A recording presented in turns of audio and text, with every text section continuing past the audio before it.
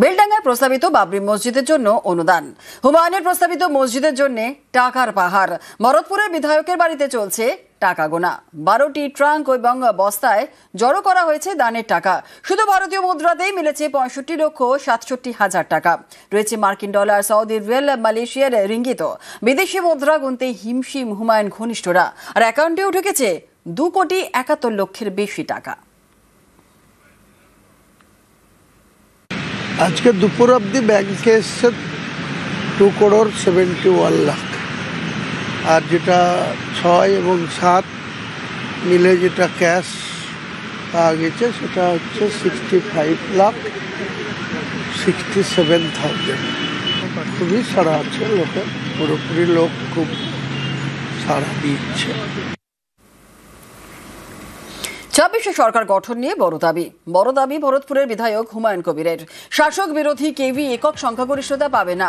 সরকার গঠনে নিজেকে king maker বলে দাবি। 22শে ডিসেম্বর নতুন দল ঘোষণা করবেন হুমায়ুন। ফলাফল আশাবাদী, খুব ভালো ফলাফল হবে। আপনারা দেখতে পাবেন যখন ফল প্রকাশ হবে বা কাউন্টিং হবে, তখন বুঝতে পারবেন যে আমাদের দল ভালো রেজাল্ট করবে।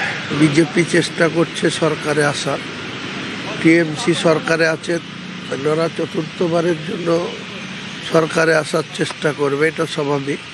কিন্তু আমি বলছি যে তারা কেউই মেজরিটি পাবে না, তাদেরকে আমাদের উপরে নির্ভরশীল হতে হবে। হুমায়ুন কবিরের নিরাপত্তায় বাউন্সার আর সিকিউরিটি এজেন্সি থেকে 8 বাউন্সার নিয়োগ।